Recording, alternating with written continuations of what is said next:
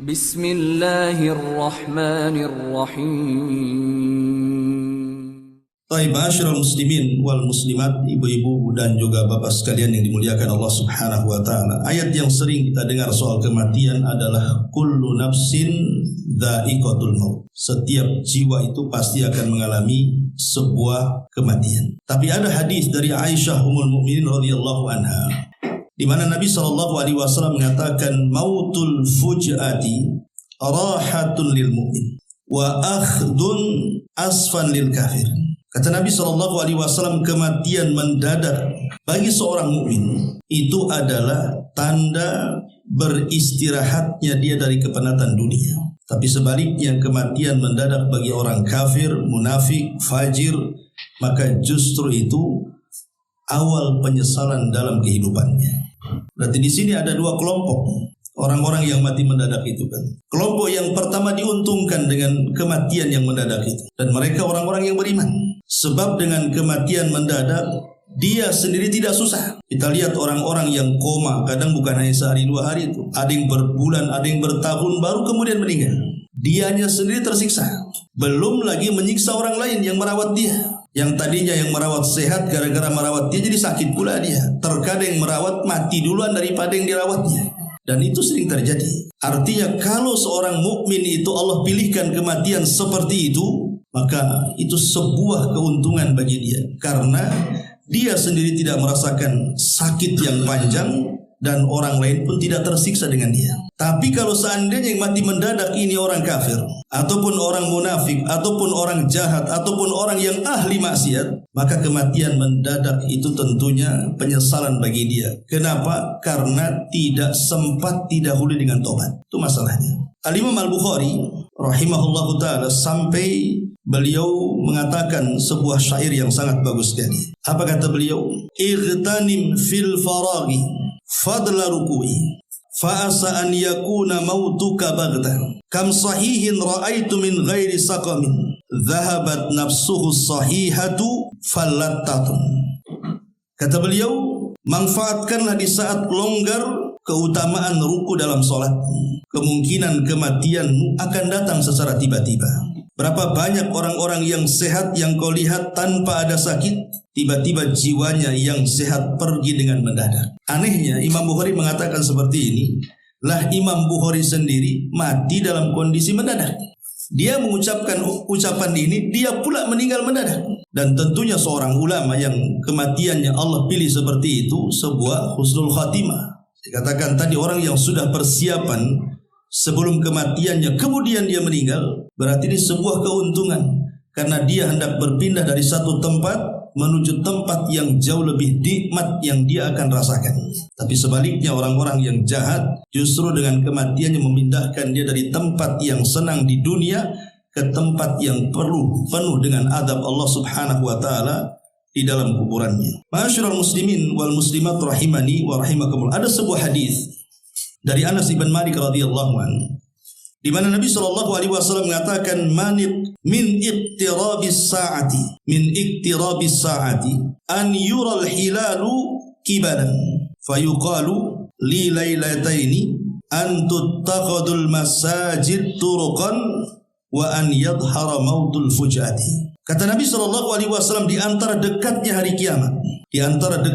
kiamat, hilal ataupun bulan akan terlihat nyata sehingga dikatakan ini tanggal 2. Masjid-masjid akan dijadikan jalan-jalan dan munculnya kematian mendadak yang sangat banyak.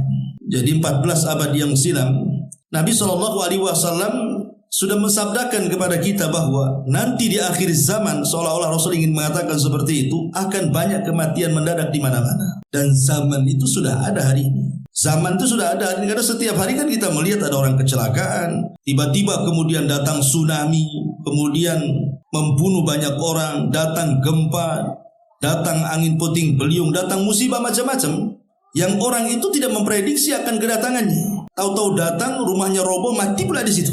Nah, ini kan terjadi di depan mata kita, dan harusnya bagi seorang mukmin ketika melihat ada orang yang mati mendadak ini sebuah pelajaran.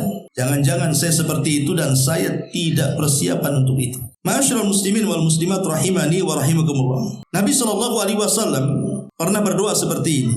Allahumma inni a'udzubika minat taraddi wal hadami wal gharaqi wal hariki wa a'udzubika an yatakhabbatani syaitan indal mauti wa a'udzubika an amuta fi sabilik mudbiran wa a'udzubika an amuta ladigha. Ya Allah, sesungguhnya aku berlindung kepadamu dari terjatuh dari tempat yang tinggi, dari tertimpa bangunan, dari tenggelam, dari terbakar. Aku juga berlindung kepadamu dari campur tangan setan ketika aku meninggal. Aku berlindung kepadamu dari meninggal dalam keadaan lari dari medan perang, dan aku juga berlindung kepadamu dari meninggal karena tersengat hewan beracun.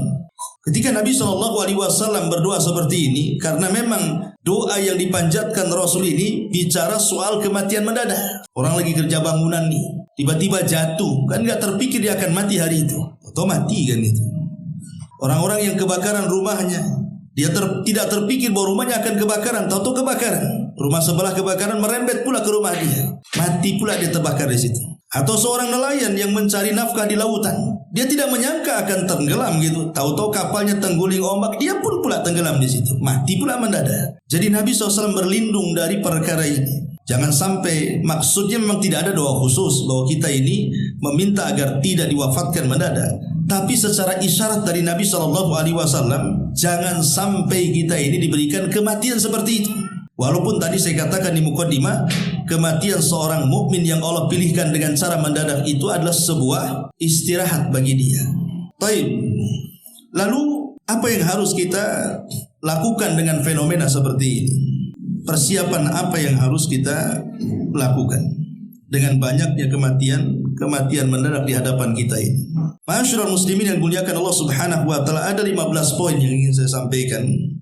Yang pertama, poin pertama, kematian bisa datang kapan saja. Bahwa kematian itu bisa datang kapan saja. Dan kematian itu juga datangnya tanpa pemberitahuan. Artinya kematian itu kan rahasia Allah. Kenapa Allah rahasiakan juga? Kenapa Allah nggak kasih tahu saja? Apakah ada orang-orang yang saat mati diberitahu? Ada. Mereka para nabi. Memang para nabi itu kalau seandainya malaikat maut datang hendak mencabut nyawa mereka, maka mereka akan diberikan pilihan. Apakah mau tetap hidup ataukah mau meninggal dan menyusul kepada teman-temannya di surga? Semua para nabi seperti itu. Termasuk juga Nabi kita Muhammad SAW. Makanya Nabi Musa alaihi salatu wassalam disebutkan dalam sebuah hadis yang sahih. Jadi ketika malaikat maut datang kepada Nabi Musa, kemudian malaikat maut mengatakan bahwa dia diutus Allah untuk mencabut nyawanya, marah Nabi Musa. Ditempelenglah malaikat maut sampai keluar matanya. Satu-satunya nabi yang berani menempeleng malaikat maut Nabi Musa. Ya kalau hadis ini tidak sahih mungkin mana ada malaikat maut ditempeleng kan gitu. Masalahnya hadis ini sahih pula kan gitu. Ketika hadis itu sahih, maka kewajiban kita harus mempercayainya. Karena di antara keimanan kita kepada Nabi adalah tasdiquhu fima akhbar, membenarkan apapun yang diucapkan Nabi, masuk di akal atau tidak, benarkan. Itulah di antara keimanan kita kepada Nabi. Dan Nabi yang menceritakan bahwa ketika malaikat maut datang kepada Nabi Musa dan mengatakan saya utusan Allah hendak mencabut nyawamu, marah Musa, tempeleng keluar matanya. Akhirnya kemudian malaikat ini menghadap kepada Allah Subhanahu wa taala dan mengatakan, "Ya Rabb, Engkau utus kepada manusia yang tidak mau dicabut nyawanya." Maka Allah Subhanahu wa taala mengatakan, "Katakan kepada Musa, aku yang suruh. Tapi kalau dia tetap ingin hidup dan tidak ingin mati sekarang, maka letakkan telapak tangannya di badan kerbau." Nanti di badan kerbau itu kan yang ada bulu-bulunya tertutup dengan telapak tangannya. Maka hitungan satu bulu itu 1 tahun kehidupan dia. Ya kalau ditutup dengan telapak tangan, di situ ada 100 bulu, ya kalikan aja setahun gitu ya. Berarti dia masih diberikan kesempatan hidup sebanyak bulu yang ditutup oleh telapak tangan di kerbau itu. Katakan kepada Musa seperti itu. Maka malaikat maut datang kepada Nabi Musa, kemudian menghabarkan perintah Allah. Tapi Nabi Musa alaihi salam mengatakan tidak. Kalau memang dia berkehendak aku mati hari ini, maka cabutlah nyawaku. Musa memilih kematian dibandingkan meletakkan telapak tangan di badan kerbau, kemudian terhitung 1 bulu yang tertutup 1 tahun kehidupan. Dari sini kita tahu bahwa semua para nabi diberitahu kematiannya. Tapi selain para nabi, termasuk kita ini bukan nabi, kecuali orang-orang yang ngaku-ngaku nabi gitu ya. Kan banyak orang-orang yang ngaku nabi itu. Nah, itu nggak ada pilihan, kalau malaikat maut datang langsung mati itu. Ya, karena dia nabi palsu masalahnya. Jadi selain para nabi itu tidak ada pilihan kematian. Pasti suatu hari kematian itu pasti datang. Jadi kematian itu bisa datang kapan saja.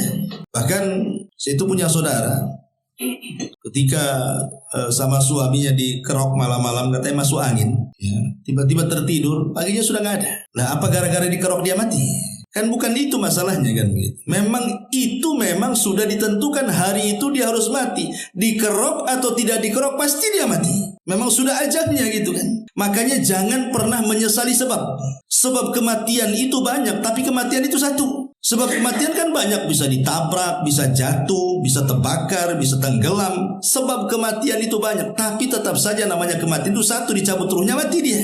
Sehingga walaupun kemudian seseorang itu menyesali sebab, yang menjadikan mati itu bukan sebabnya, tapi ajalnya sudah ditakdirkan, memang dia harus mati hari itu dengan cara apapun. Kan ada orang yang menangis, coba tadi dia tidak dioperasi nggak mati. Kata siapa? Nggak dioperasi pun mati dia. Coba saya tadi nggak izinkan dia keluar naik motor nggak ketabrak, nggak bisa. Walaupun dia nggak ketabrak pun dia mati dengan cara lain. Kalau memang waktu itu sudah ditentukan ajalnya, maka satu kematian itu bisa datang kapan saja. Yang kedua, mengingat kematian itu sedikit banyak dapat melapangkan dada. Ada sebuah hadis dari Anas bin Malik radhiyallahu anhu. Nabi SAW mengatakan, "Aktsiru dzikra hadhimil ladzat al-mautu fa innahu lam yadhkurhu fi dhikin minal aishi illa wassa'ahu alaihi wa la dzakarahu fi si'atin illa dhayyaqaha." Kata Nabi SAW, perbanyak oleh kalian mengingat akan pemutus seluruh kenikmatan. Apa itu? Al-mautu, kematian. Kematianlah pemutus semua kenikmatan. Kita tahu bahwa yang namanya dunia itu kan membawa nikmat bagi kita tersendiri. Orang kaya itu sedikit banyak dengan kekayaannya akan ternikmati, karena kekayaan di antara sebab kebahagiaan, walaupun itu bukan segala-galanya. Tapi yang namanya dunia itu cuma ada dua pilihan. Boleh jadi dia yang meninggalkan kita, atau kita yang meninggalkan dia. Seperti apa contohnya? Dunia meninggalkan kita, ya contohnya tiba-tiba tsunami datang, gempa datang, banjir datang. Rumah yang megah tidak perlu hitungan jam, hitungan detik sudah roboh. Mobil-mobil mewah itu terpelanting ke sana kemari, bahkan tertimbun dengan reruntuhan. Tidak bisa dipakai. Dalam sekejap saja terkadang kejadian itu hanya lewat begitu saja. Itu namanya dunia meninggalkan kita itu namanya. Atau kita yang meninggalkan dunia. Rumahnya masih berdiri dengan kokoh, kendaraannya masih ada, kita pula yang mati. Jadi kita yang meninggalkan dunia. Artinya bahwa terkadang ketika kemudian kita ini yang meninggalkan dunia, maka terputuslah seluruh kenikmatan dunia. Itu yang disebutkan oleh Nabi, perbanyak oleh kalian sesuatu yang akan menghancurkan semua kenikmatan kalian. Apa itu? Al-mautu, kematian. Kemudian Rasul mengatakan, karena sesungguhnya tidaklah seseorang itu mengingatnya. Maksudnya mengingat kematian dan dalam keadaan sempit hidupnya, melainkan dia akan lapang dadanya. Orang kalau stres karena kesusahan ekonomi dan begitu seterusnya, tapi dia ingat kematian, bahwa di sana ada kehidupan setelah kematian itu yang jauh lebih baik lagi, dia tidak akan stres hidupnya. Ya, sampai kapanlah hidup di dunia itu? Sampai kapan coba dia miskin? Namanya kemiskinan itu pasti ada akhirnya. Tidak mungkin tidak ada akhirnya. Walaupun istilahnya dia tidak diberikan kekayaan di dunia, minimalnya diakhiri dengan kematiannya kan. Ketika mati selesai dia miskin itu. Jangan pula udah miskin di dunia, miskin pula di akhirat dia. Jadi dengan mengingat kematian itu, maka hati dia akan tenang bahwa kehidupan dunia ini ya kehidupan semu, ya seperti ini kehidupan dunia. Kehidupan yang sesungguhnya ya nantilah setelah kematian. Lah dari mengingat seperti itu, lapang pula dia dada dia.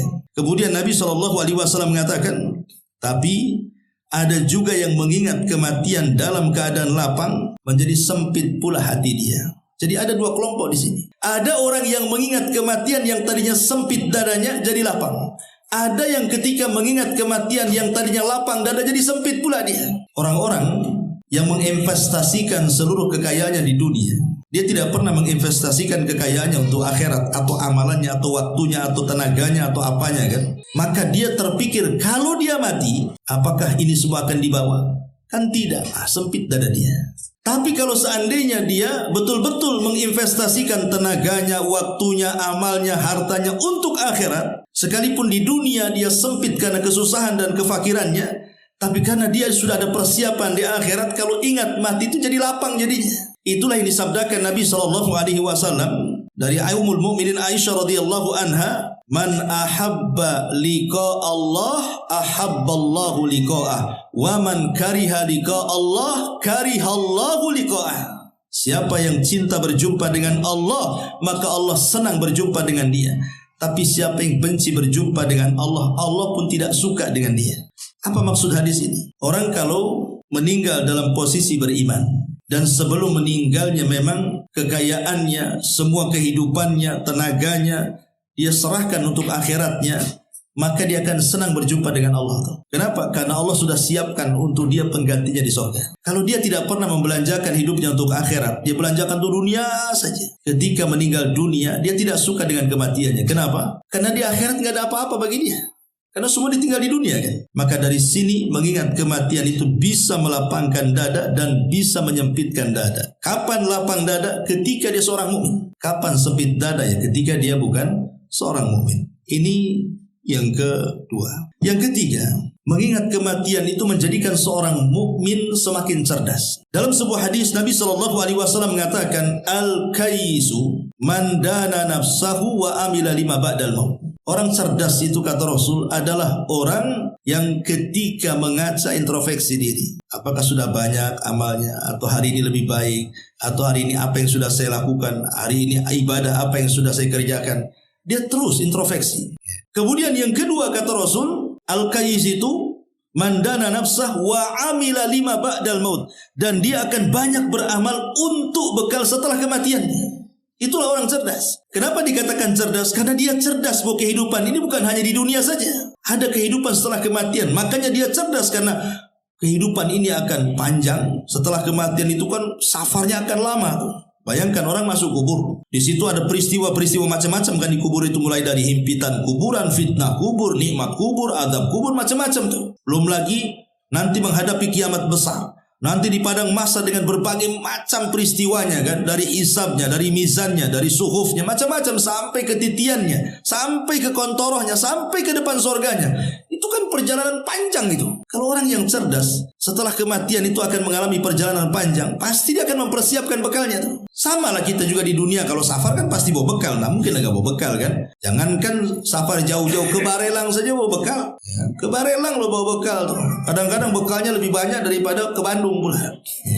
Kadang-kadang kan itu yang dekat perjalanan saja kita harus bekal. Ini perjalanan sepanjang itu masa nggak ada bekalnya, dan itu tidak akan pernah kembali. Nah makanya di sini pentingnya seseorang itu cerdas ketika mengingat kematian. Kemudian yang keempat, kematian bagi seorang mukmin itu sebuah peristirahatan. Inilah yang saya katakan bahwa mautul fuj'ati rahatun lil mu'min wa akhdatun asafatal kafirin. Kematian mendadak adalah istirahat bagi seorang mukmin dan penyesalan bagi orang kafir.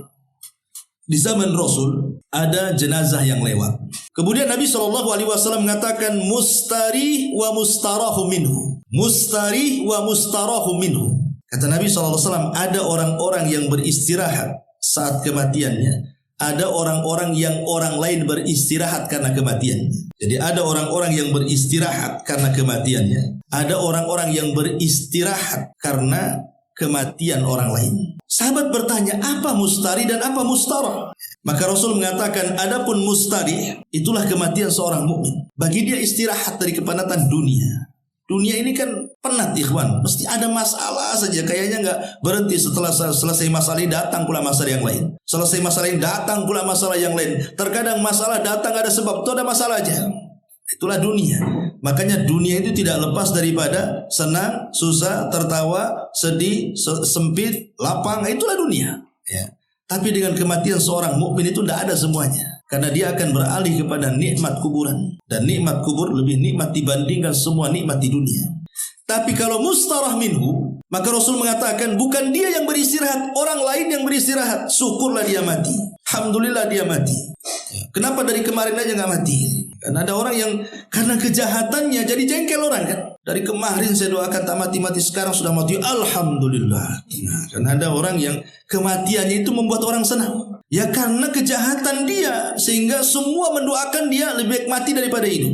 Dengan kematiannya bukan dia yang senang, orang lain yang senang. Nah, ini yang bahayanya. Kalau sampai kematian kita membuat orang senang, itu disebut mustarahum minhu namanya. Dan itu tanda orang jahat. Karena orang mati itu kan ada yang kematiannya dipuji manusia, ada yang kematiannya dicaci maki manusia. Karena di zaman Rasul pun pernah terjadi kan, ada jenazah yang lewat nih, semua manusia memuji dia karena kebaikannya. Kalau dia orang baik gitu ya, kemudian meninggal, apalagi meninggalnya masih muda, kan rata-rata kan di masyarakat umumnya seperti itu. Memanglah orang baik itu biasanya cepat mati. Orang jahat itu udah tua bangka nggak mati-mati katanya. Ada istilah di masyarakat kan seperti itu. Jadi ada kalau orang baik itu kalau meninggal tuh rasanya semua orang memuji dia. Tapi ada orang yang kemudian mati itu dicaci maki manusia. Lah ketika ada jenazah yang pertama dipuji manusia, jenazah yang kedua dicaci maki manusia, kata Rasul wajabat wa wajabat katanya. Sahabat bertanya, apa maksudnya wajabat wa wajabat ya Rasul? Maka Rasul mengatakan, adapun jenazah yang pertama wajabat lahul jannah, adapun jenazah yang kedua wajabat lahun nar, kata Rasul. Adapun jenazah yang pertama yang dipuji manusia, maka dipastikan dia menjadi penghuni surga. Adapun jenazah yang kedua yang dicaci maki manusia, itu pasti masuk neraka. Jadi persaksian manusia itu karena sebuah kebaikan. Kalau orang baik itu pasti dipuji orang. Kematiannya pun terkadang menjadikan prihatin orang. Tapi kalau orang jahat meninggal sudah dicaci gitu ya, kematian disyukuri pula sama orang. Ini juga yang harus dipahami bahwa kematian bagi seorang yang beriman hanyalah peristirahatan. Kemudian yang kelima, orang yang sudah meninggal dunia tidak dapat beribadah lagi, itu masalahnya. Orang kalau sudah meninggal tidak mungkin beramal soleh lagi. Artinya kesempatan amal soleh itu kan bukan setelah kematian, tapi sebelum kematian. Kata Ali radhiyallahu an, al-an maksudnya di dunia yaumun amal, hari di mana kita sibuk beramal. Wa ghadan, tapi besok kata Ali yaumul hisab, tinggal hari perhitungan di hadapan Allah Azza wa Jalla. Makanya mumpung kita belum mati dan setelah kematian tidak ada ibadah lagi, maka ini kesempatan kapan lagi? Sebelum datang kematian mendadak datang kepada kita, sementara kita kurang bekal. Makanya disebutkan dalam hadis panjang berkenaan dengan masalah kuburan. Jadi apabila seorang mukmin itu berada dalam kuburannya, maka malaikat datang akan bertanya kepadanya, tapi tidak bisa mendekatinya. Kenapa? Karena amal-amal ibadahnya itu menjegal malaikat yang mendekati jasadnya. Sebelah kirinya ada sholat, sebelah kirinya ada zakat, ada puasa, ada sedekah, dan semua amal soleh mengusir malaikat dan mengatakan ma kibali madkhal, tidak ada jalan untukmu pergi. Sehingga kemudian malaikat ini tidak bisa mendekati jasadnya karena dijaga oleh amal solehnya. Sehingga dia hanya bisa menanyai jasad itu dari kejauhan. Akhirnya kemudian tergambarkanlah oleh si jasad ini bahwa dia sedang ditanya. Dia pun kemudian duduk, kemudian bangkit, seolah-olah dia melihat matahari hampir tenggelam. Ketika ditanya man rabbuk, siapa Rabbmu, dia mengatakan nanti saja jawabannya, saya mau sholat asar katanya. Padahal dalam kubur tidak ada sholat kan. Tapi begitulah orang baik gitu ya.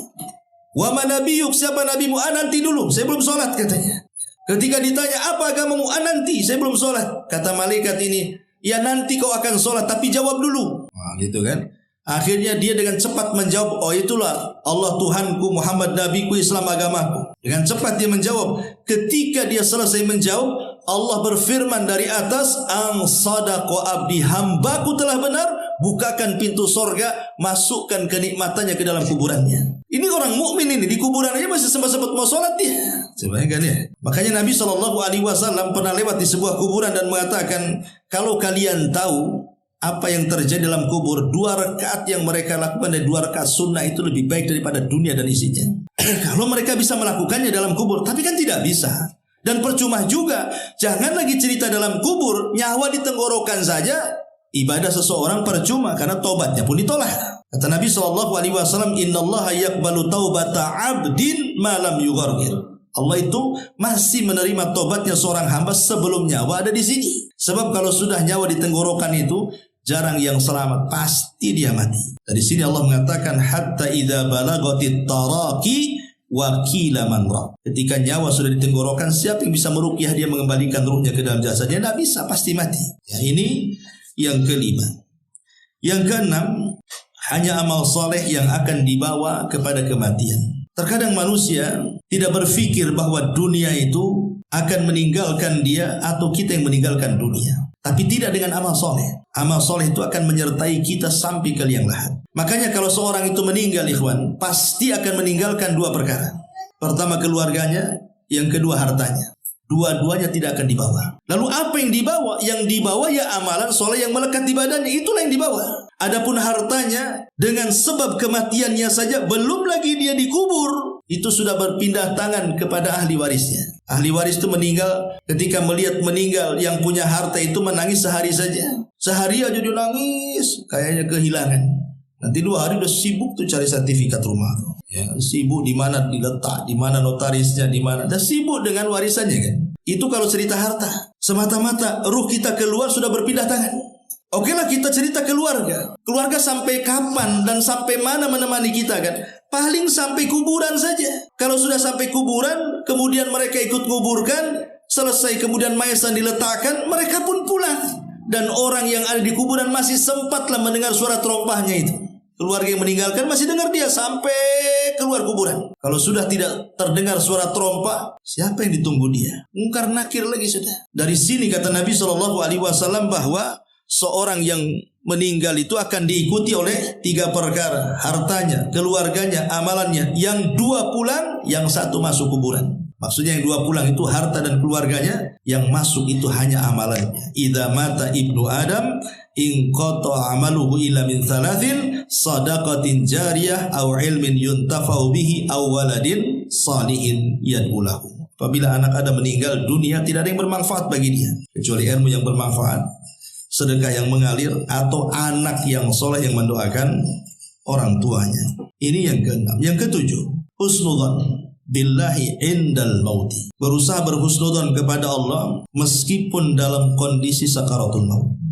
Dalam kondisi apapun, sedang sakit parah, apalagi mendekati ajalnya, jangan sekali-kali husnudzon, suudzon, berburuk sangka kepada Allah, tapi tanamkan husnudzon, berbaik sangka dengan Allah. Kenapa? Karena dalam posisi seperti itu setan lebih dekat dibandingkan malaikat. Karena setan itu tidak redha kalau ada anak Adam meninggal husnul khotimah. Jadi saat detik-detik sakaratul maut itu setan itu banyak di sekitar dia. Salah satunya memberikan waswas apa? Berburuk sangka dengan Allah. Makanya sangat dianjurkan dan disunahkan kita yang masih hidup, yang masih sehat, yang menziarahi orang yang sedang sakaratul maut atau sedang sakit parah, jangan coba-coba menceritakan perbuatan buruk dia diperdengarkan kepada dia. Jangan. Ya. Mari kita ini ada orang sakit, kawan kita, sakitnya parah. Kemudian kita berkunjung, menjenguk dia. Jangan cerita keburukannya, ceritakan kebaikannya. Ya cepat sembuhlah biar kita bisa sholat lagi, ya bisa ngaji lagi. Saya kenal kamu ini orang baik, walaupun dia orang jahat sebenarnya. Nggak apa-apa, hibur dia. Jangan sentuh kejelekannya. Jangan kita katakan cepatlah sembuh biar kita mabuk lagi. Biar kita judi lagi. Ini makin mempercepat kematian dia tuh. Makin sesak dadanya. Kenapa? Yang ingat dia tuh neraka akhirnya kan. Makin cepat matinya. Jadi jangan sampai seperti orang-orang yang kemudian membuat orang itu putus asa. Karena kalau kita ceritakan keburukannya, jadi putus asa dia. Dan putus asa itulah yang menghalangi tobat saat kematiannya. Minimalnya kalau kita menceritakan kebaikan, tertanam husnudzon, berbaik sangka dengan Allah. Oh iyalah kalau saya dengar nih kawan-kawan cerita, rupanya saya masih ada kebaikannya. Dalam hati itu dia akan mengatakan seperti itu. Walaupun dia tidak bisa ngomong, tapi kan telinga mendengar. Ya, apa yang kita ucapkan, dalam hati itu saya masih punyalah amal soleh. Ya mudah-mudahan dengan amal soleh ini Allah masukkan saya ke surga. Padahal dosanya 1 gunung. Ya. Sebab ketika posisi seperti itu, dia akan mengingat apa yang diucapkan saja orang-orang sekitarnya. Sehingga itulah yang boleh jadi amal soleh yang terakhir yang ia bawa dalam bentuk husnudzon, berbaik sangka dengan Allah Azza wa Jalla. Ini yang ke-7. Yang ke-8, ya, berusaha untuk memberikan wasiat. Wasiat kalau kita sedang sakit parah, parah-parahnya lah kan itu. Kan pasti kita ini ada firasat biasanya. Maka kalau kita sakit parah, seperti contoh lah Abdurrahman ibn Auf. Abdurrahman ibn Auf itu kan pernah sakit parah dan hampir meninggal dunia. Ketika itu dia belum punya anak banyak, masih satu anaknya perempuan. Jadi saat sakit-sakit parahnya, Nabi SAW menjenguk Abdurrahman ibn Auf radhiyallahu anhu. Abdurrahman ibn Auf pun kaya raya orangnya, orang paling kaya di kota Madinah. Abdurrahman ibn Auf itu, dia mengatakan, ya Rasulullah, aku tidak punya anak kecuali satu, anak perempuan. Sehingga aku ingin menyedekahkan seluruh hartaku di jalan Allah. Kata Rasul, jangan. Kemudian Abdurrahman mengatakan, bagaimana kalau separuh? Jangan, kata Rasul. Kemudian bagaimana kalau sepertiga? Ya sudah, sepertiga itu udah banyak. Ya, tapi rupanya Abdurrahman bin Auf setelah wasiat seperti itu tak mati-mati, sembuh pula dia. Akhirnya anaknya banyak kan itu. Tapi kadang-kadang ada orang yang disangka mau mati, atau rupanya nggak jadi gitu ya.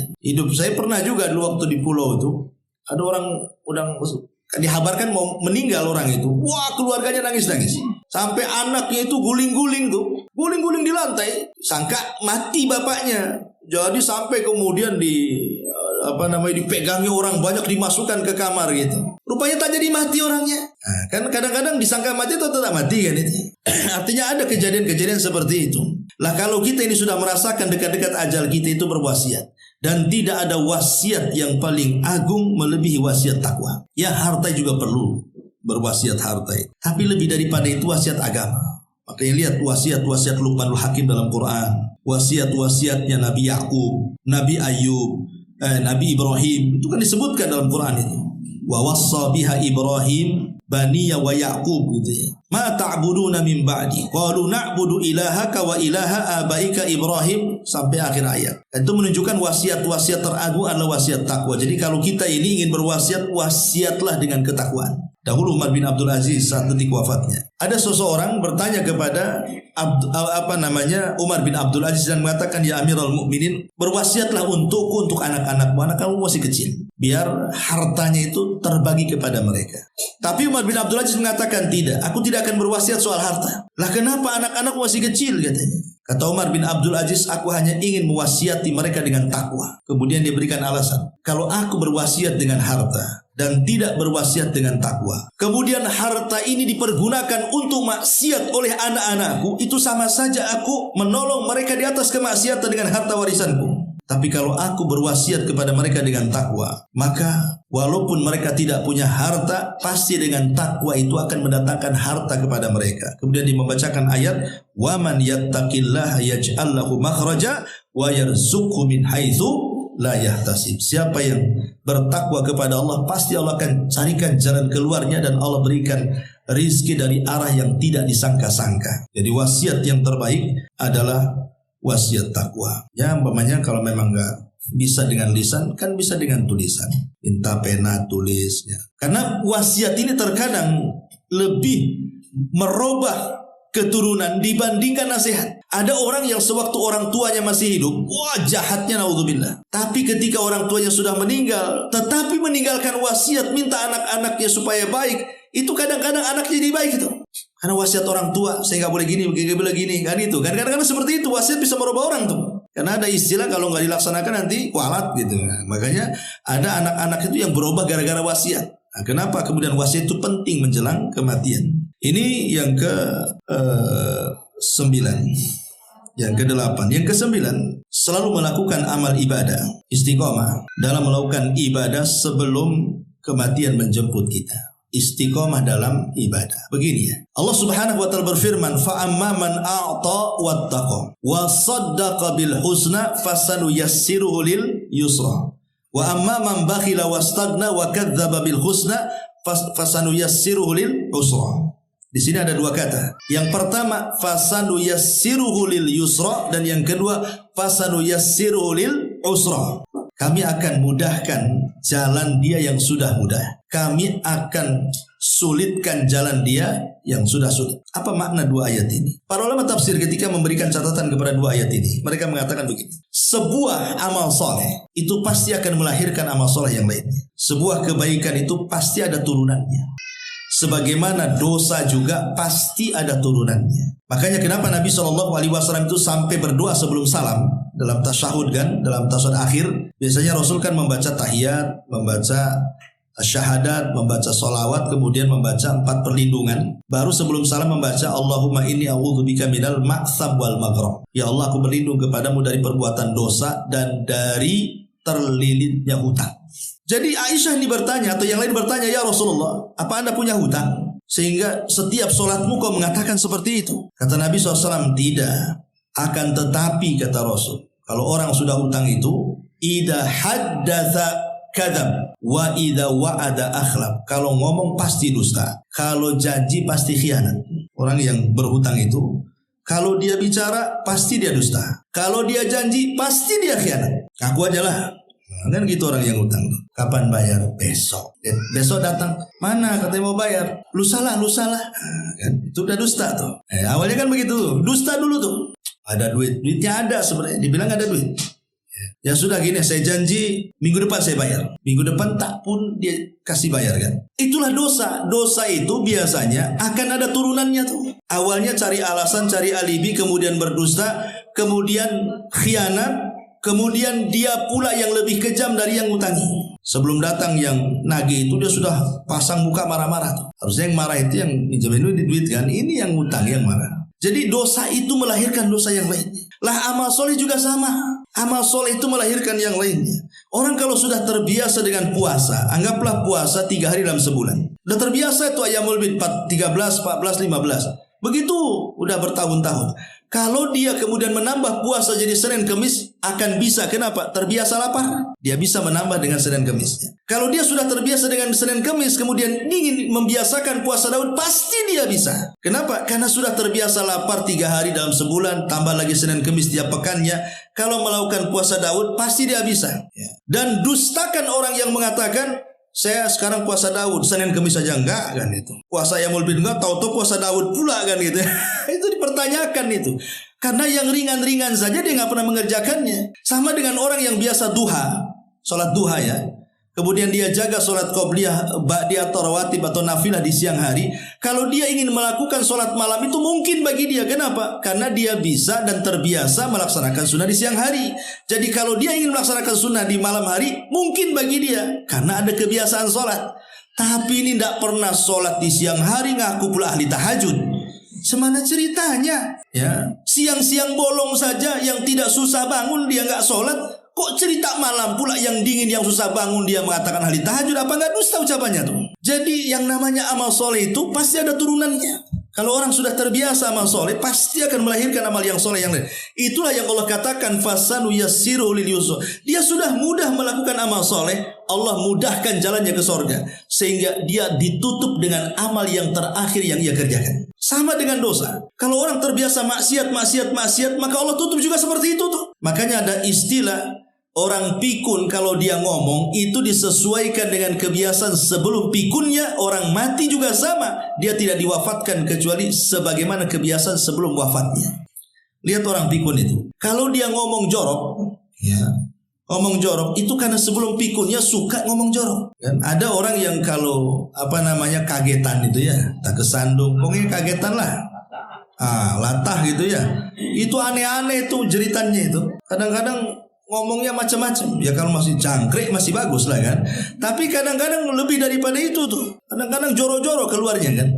Itu kalau pikun itu yang diulang-ulang nanti itu. Karena terbiasa mengulang yang buruk sebelum pikun, maka ketika pikunnya itu pula yang diulang. Tapi kalau sebelum pikunnya dia suka baca Quran gitu ya, maka ketika pikunnya itu juga yang dibaca. Makanya kenapa kita ini berdua jangan sampai pikun. Lah orang yang mati juga sama. Orang yang mati itu kan sesuai dengan kebiasaan sebelum meninggalnya.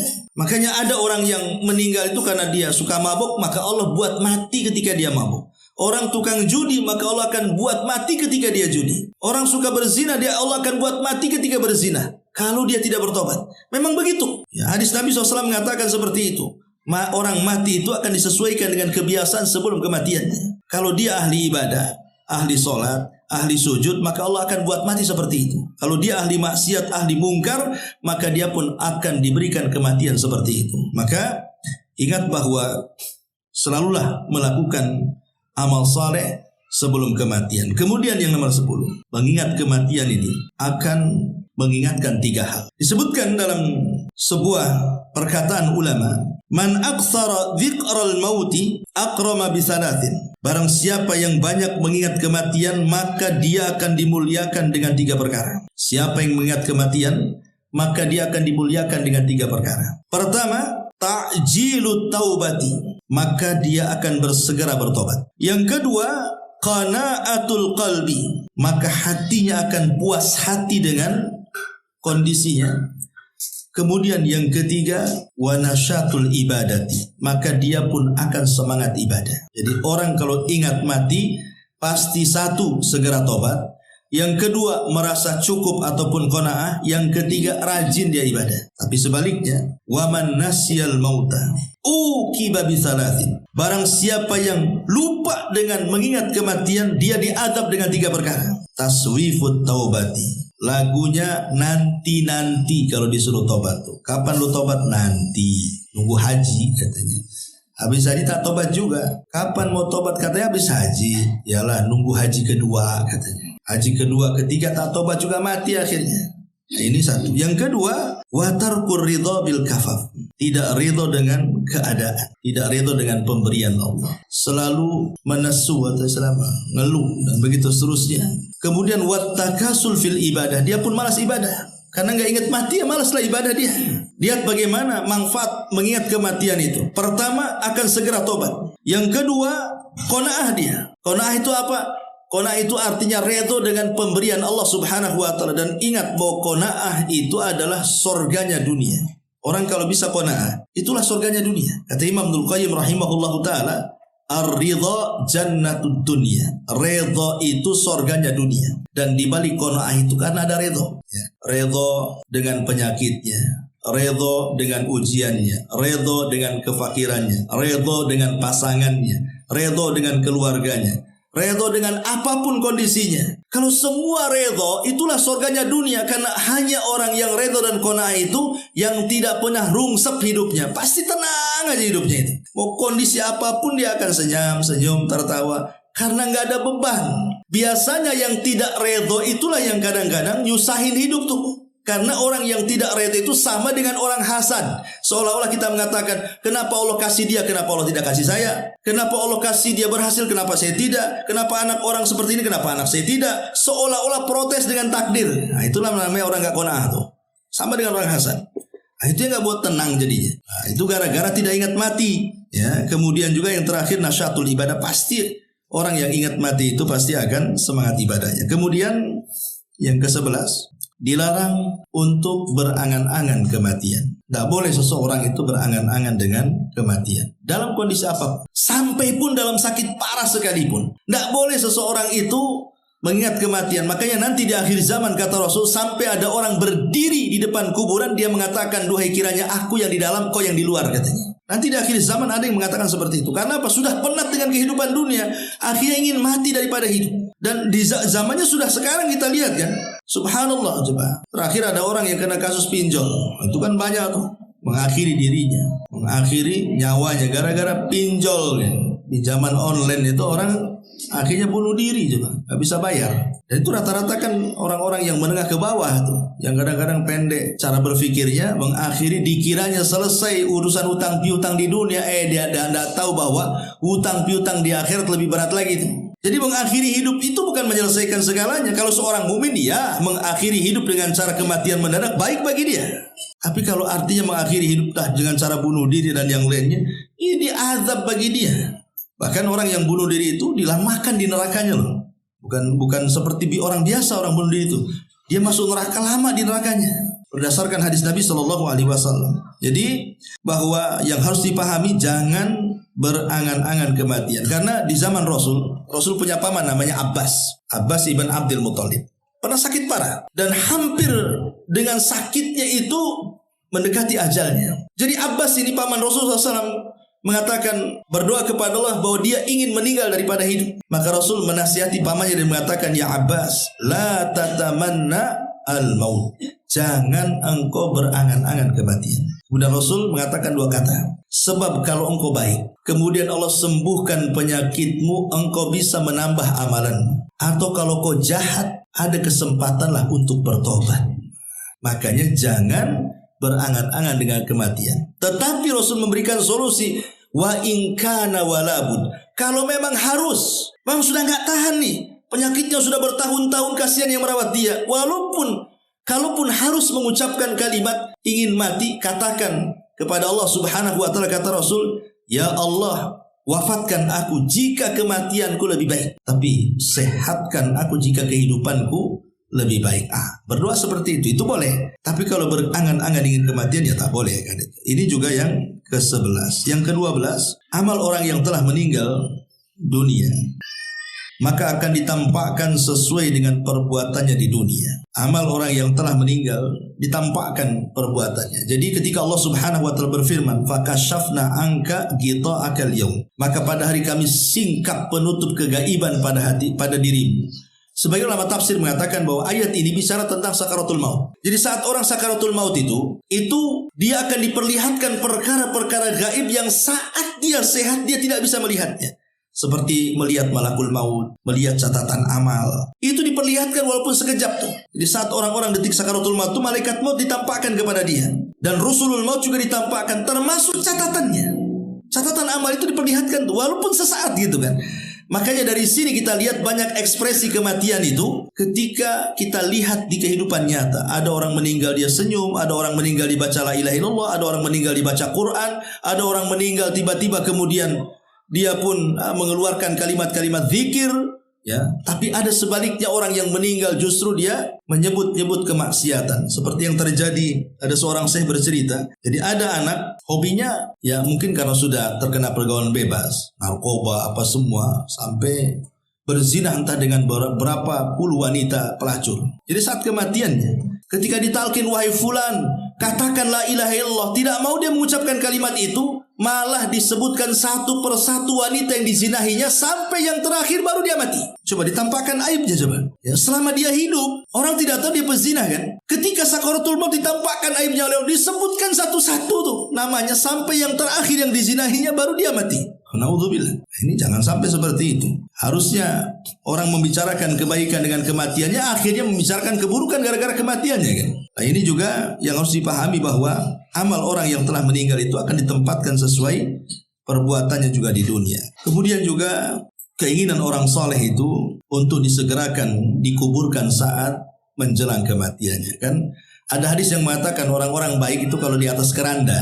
Jadi kalau kita ini berada di atas keranda dan keranda ini menuju kuburan, maka ruhnya orang baik akan mengatakan apa? Qaddimuni, segerakan aku, masukkan aku ke liang lahat. Segerakan aku, masukkan aku ke liang lahat. Itu kalau orang beriman tuh. Tapi kalau orang jahat mengatakan apa?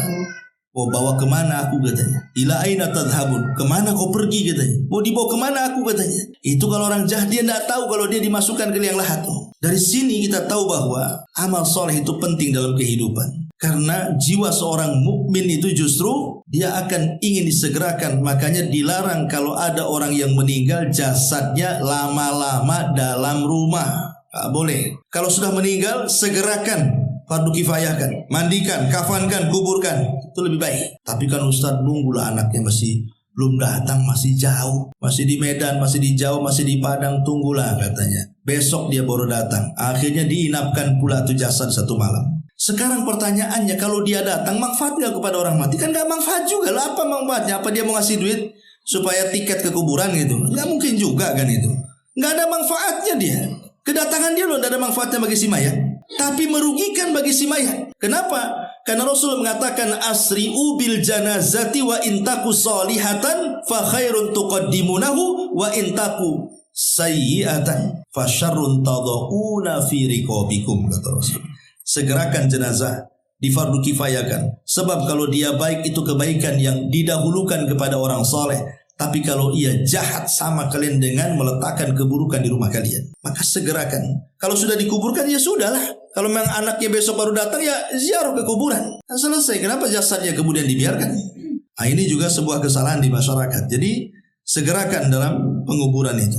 Kemudian juga hendaklah kita yang masih hidup berangan-angan dengan kematian yang baik. Berangan-angan, bercita-cita lah. Minta kepada Allah agar kematian kita itu jangan su'ul khotimah tapi husnul khotimah, karena di zaman sekarang sekali lagi kematian mendadak itu merajalela di mana-mana dengan kejahatannya, dengan wabahnya, dengan kondisi jalan yang hari-hari kendaraan makin banyak. Makanya sering saya katakan di zaman Rasul tidak ada orang mati di jalan kan? Ada di zaman Rasul masih mati di jalan? Nggak ada. Di zaman sekarang orang mati di jalan itu setiap hari. Karena di zaman Rasul tidak mungkin keledai nabrak unta dengan unta tabrakan brak gitu kan, mati nggak ada. Ya di zaman Rasul kan ya unta, kuda, keledai kan gitu ya. Zaman sekarang lihat tronton, ya kemudian mobil besar-besar itu. Ya iyalah hari-hari entah masuk ke dalam mobil, entah tabrakan, entah adu domba, betul-betul kayak adu domba mobil dengan mobil. Ya memang hari-hari orang seperti itu. Jadi fenomena ini harusnya menjadi sebuah pelajaran bagi kita. Jangan pula kita ini diberikan mati seperti itu sementara kita tidak siap. Wallahu a'lam bishawab. Sudah 11:30 ini.